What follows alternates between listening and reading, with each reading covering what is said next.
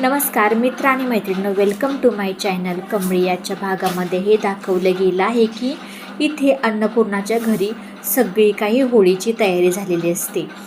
नयनतारा, ऋषी सगळेजण इथे तयार होऊन चांगल्या प्रकारे सगळे काही गोळा झालेले असतात. कमळी, निग्गी, बंड्या आणि आपली सरूही तिथेच उपस्थित असते.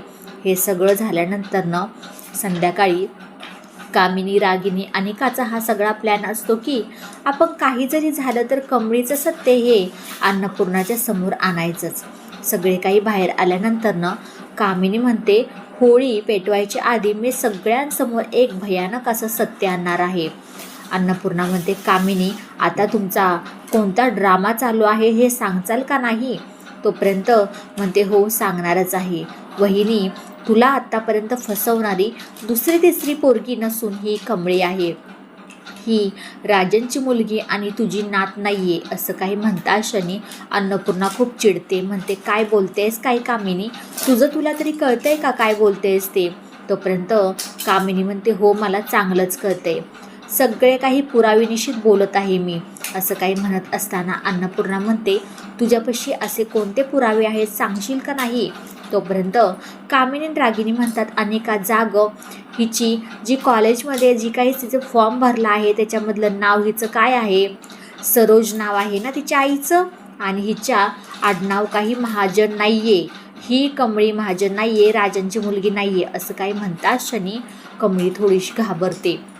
राजनी घाबरतो की हे आत्तापर्यंत आपण सत्य लपवून ठेवलं होतं, ते एवढ्या दिवस झालं हे कामिनीच्या समोर कसं काय आलं त्यालाही माहीत पडत नाही.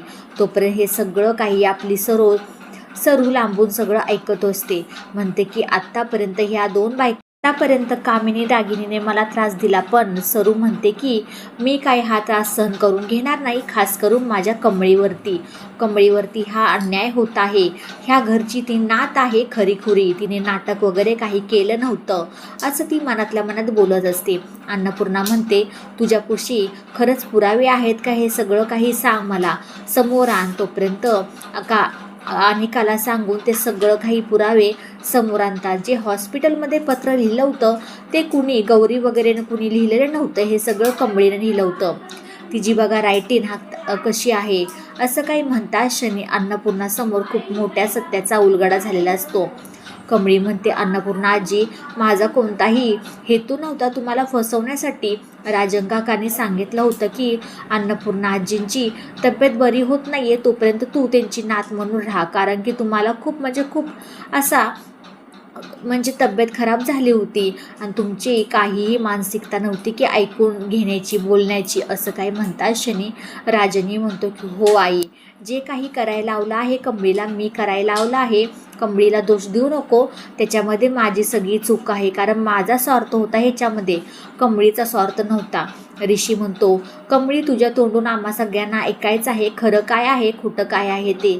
तू कधीही खोटं बोलणार नाही, मला हे चांगलंच माहिती आहे. तोपर्यंत असं काही म्हणत असताना इथे अन्नपूर्णा आजींचे कान चांगलेच कामिनीने भरलेले असतात. त्यामुळे रागारागाने अन्नपूर्णा म्हणते, कमळी तू मला फसवलं आहे, तुझ्यावरती मी किती विश्वास ठेवला, तू माझी मोठी नात आहेस, ह्या हिशोबाने सगळं काही मी तुला अर्पण केलं.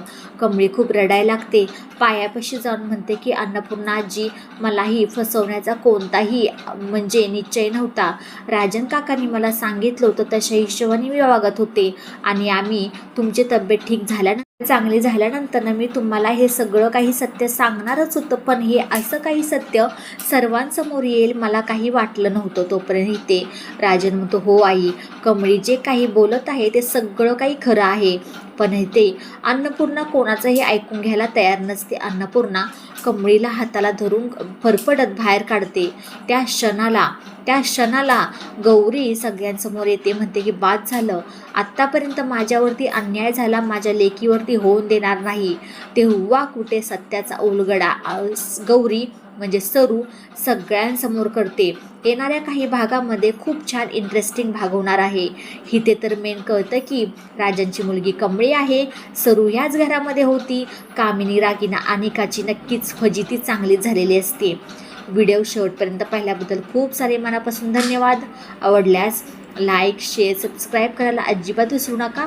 चला भेटूया आपण पुढच्या व्हिडिओमध्ये. बाय सगळ्यांना.